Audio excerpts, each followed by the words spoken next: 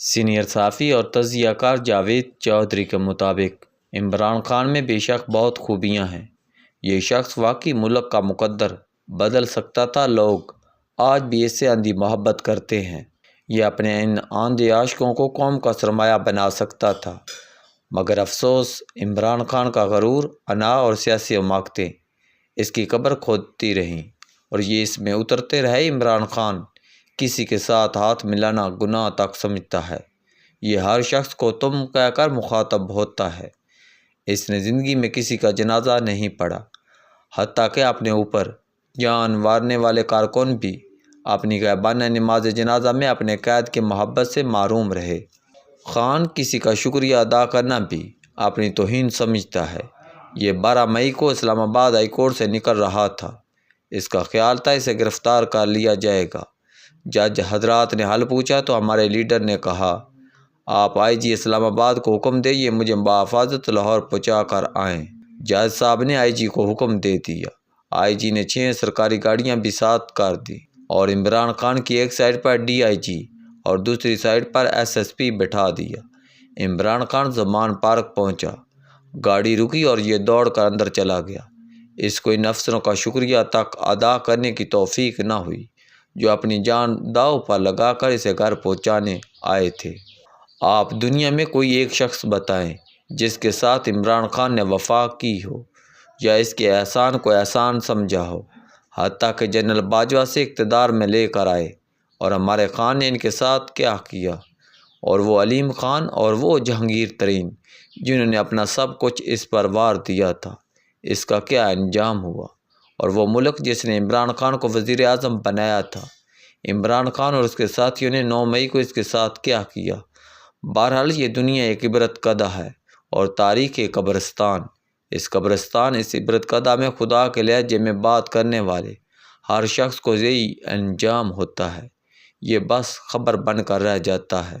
لہذا فوج کی ایک حکمت عملی ہوتی ہے، لیٹ اٹ ہیپن، یعنی ہونے دیں، جب ہو جائے گا تو پھر دیکھیں گے۔ ہم اسے پاسپائی کی اسٹریٹجی بھی کہہ سکتے ہیں۔ فوج پر جب حملہ ہوتا ہے تو یہ جان بوجھ کر پیچھے ہٹنے لگتی ہے، اور جا رہا فوج فتح کے ضم میں آگے بڑھتی چلی جاتی ہے، اور جب اسے چاروں طرف سے گھیر لیا جاتا ہے تو اس کے بعد اس کے ساتھ وہی ہوتا ہے جو عمران خان کے ساتھ ہو رہا ہے۔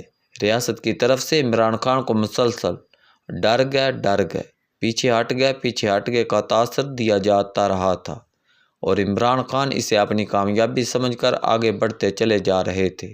خان کی صفوں کا ہر تیسرا شخص جاسوس تھا۔ یہ زمان پار کی ہر خبر حکومت کو دیتا تھا، اور ساتھ ہی خان کو ہلا شیری عمران خان صورتحال کو سمجھ نہ سکا، اور یہ کامیابی کی مستی میں آگے بڑھتا چلا گیا۔ عمران خان کو یہ تاثر تک دیا گیا تھا، ادارے تقسیم ہو چکے ہیں، اکثریت ہمارے ساتھ ہے، آپ گرفتار نہیں ہوں گے، اور اگر ہو گئے تو ملک میں انقلاب آ جائے گا، سڑکوں اور گلیوں میں لڑائی ہوگی، اور دوسری صف کے لوگ بھی پہلی صف کے لوگوں کو ہٹا کر اقتدار پر قابض ہو جائیں گے، اور پھر عوام آپ کو امام خمینی اور نیلسن منڈیلا کی طرح زمان پارک سے نکال کر وزیر اعظم ہاؤس پہنچا دیں گے، اور پوری فوج آپ کو سلوٹ کرے گی۔ عمران خان نے بس ایک کام کرنا تھا، اس نے گرفتاری کے بعد پورے ملک میں آگ لگوا دینی تھی، اور اس کے بعد گیم ہمارے ہاتھ میں ہوگی۔ یہ سب کچھ پلان کے مطابق ہوا، لیکن عمران خان 3 باتیں بھول گیا۔ اول، پاکستان جیسے ملکوں میں اسٹیبلشمنٹ اتنی کمزور نہیں ہوتی کہ یہ 1-2 دن کے احتجاج سے تبدیل ہو جائے یا پسپا ہو جائے۔ دوسرا، فوج خواہ گانگو کی بھی ہو، یہ اپنی بے عزتی برداشت نہیں کرتی، جبکہ ہماری فوج نیوکلیئر بھی ہے اور دنیا کی 4تھی بڑی فوج بھی، یہ اپنی تنصیبات پر حملے کیسے برداشت کرے گی؟ اور تیسرا، جو فوج اپنے سابق قائدین کا ساتھ نہیں چھوڑتی، وہ موجودہ قیادت کو کیسے چھوڑ دے گی؟ فوج کا کوئی جوان آج بھی جنرل یحییٰ خان اور جنرل امیر عبداللہ خان نیازی کو اون نہیں کرتا، لیکن جب یہ دونوں فوت ہوئے تھے تو انہیں باقاعدہ پرچم میں لپیٹ کر سلوٹ کے ساتھ دفن کیا تھا۔ لہذا اس فوج نے اپنے چیف کے خلاف بغاوت کی توقع حماقت ہی ہو سکتی تھی۔ فوج میں چین آف کمانڈ بہت تکڑی ہے۔ جونیئر افسر اپنے سینئر سے لاکھ اختلاف کرے، لیکن جب سینئر فیصلہ کر دیتا ہے تو پھر یہ آف نہیں کرتے۔ لال مسجد آپریشن فوج کی مشکل ترین آپریشن تھا۔ دوسری طرف مسجد بھی تھی اور مدرسہ بھی، لیکن جب بارڈر آیا تو یہ آپریشن بھی ہوا تھا۔ لہٰذا آپ آج دیکھ لیں وہ ریٹائرڈ جنرلز بھی جو عمران خان کے ساتھی کہلاتے تھے، وہ بھی آج 9 مئی کو سیاہ ترین دن اور ناقابل برداشت قرار دے رہے ہیں۔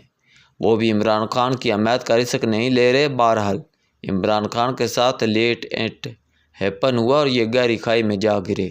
عمران خان 9 مئی کو 2:30 بجے گرفتار ہوئے۔ 3 بجے احتجاج کی خبر آنا شروع ہوئی اور پھر شام تک ہر طرف سے خوفناک اطلاعات آنے لگی۔ GHQ پر بھی حملہ ہو گیا۔ کور کمانڈر لاہور کا گھر بھی جلا۔ میاں والی میں جہاز کے ماڈل کو بھی آگ لگا دی گئی۔ قلعہ بلحصار پشاور پر بھی حملہ ہوا۔ سرگودا میں یادگار شدہ بھی توڑ دی گئی۔ پشاور ریڈیو اسٹیشن اور سوار ٹول پلازہ بھی جلا دیا گیا۔ کراچی میں رینجر کی چوکی بھی جلا دی گئی اور فیصل آباد میں ISI کے دفتر پر بھی حملہ ہو گیا۔ سویلین پراپرٹیز، پولیس تھانوں، پولیس اہلکاروں پر حملے اور میٹرو اسٹیشن بھی جلا دیے گئے۔ سپریم کورٹ نے ان واقعات کے بعد عمران خان کو پیش کرنے کا حکم دے دیا اور عمران خان سپریم کورٹ میں وزیر اعظم جیسے دبدبے کے ساتھ داخل ہوئے۔ چیف جسٹس نے انہیں وزیر اعظم کی سیکورٹی اور پروٹوکول بھی دیا، گڈ ٹو سی یو بھی کہا اور اسی پولیس لین میں مہمان بھی بنا دیا جس میں یہ 2 راتیں ملزم بن کر رہے تھے۔ اس کے بعد 90% عوام نے یہ سمجھنا شروع کر دیا ملک میں واقعی انقلاب آ چکا ہے، اداروں کے اندر بھی بغاوت ہو چکی ہے۔ ہمارے سامنے سب سے بڑا سوال یہ تھا، شرپسند 4 گھنٹے فوجی تنصیبات پر حملہ کرتے رہے لیکن انہیں کسی نے نہیں روکا۔ کور کمانڈر کی رہائش گاہ جلتی رہی مگر فوج آئی، رینجر آئی اور نہ کوئی ریسپانس فورس آئی۔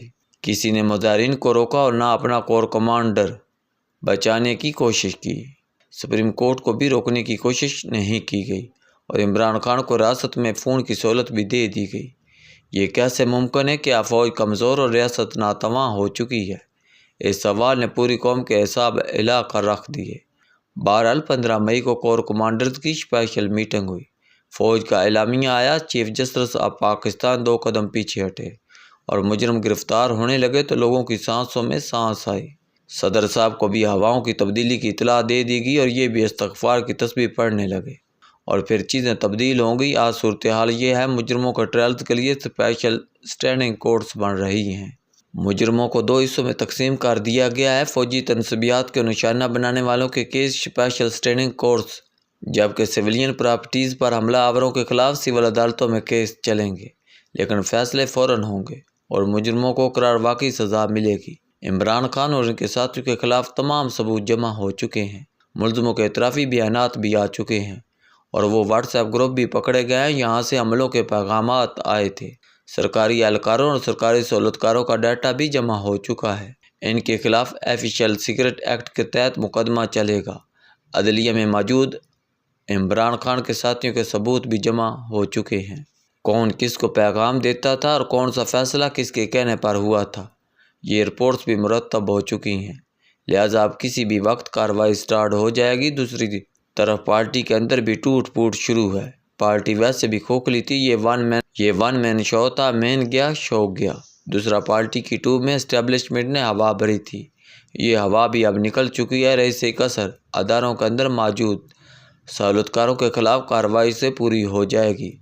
کیس جج کی اہلیہ کس افسر کی بیگم کے ساتھ رابطے میں تھی اور کون سا افسر کس کافی شاپ میں کس سے ملتا تھا اور کون زمان پار کا پیغام کس کو پہنچاتا تھا، اور عمران خان نے مسرت چیمہ کو 9 مئی کو کس سے رابطہ کرنے کا کہا تھا، یہ بھی ریکارڈ پر آ چکا ہے۔ صدر صاحب کا کیا کردار تھا اور زلفی بخاری کو کس نے ملک سے بھگوایا اور کس سفارت خانے سے کون کون رابطے میں تھا، یہ بھی معلوم ہو چکا ہے۔ لہذا اب کوئی چیز خفیہ نہیں رہی۔ عمران خان کو بھی اپنی غلطی کا ادراک ہو چکا ہے۔ عمران خان کی پوری ٹائیگر فورس بھی اندر ہو چکی ہے، زمان پار کی رونقیں بھی اجڑ چکی ہیں اور خدائی محافظ بھی روپوش ہو چکے ہیں۔ اب بس فائنل کارروائی باقی ہے۔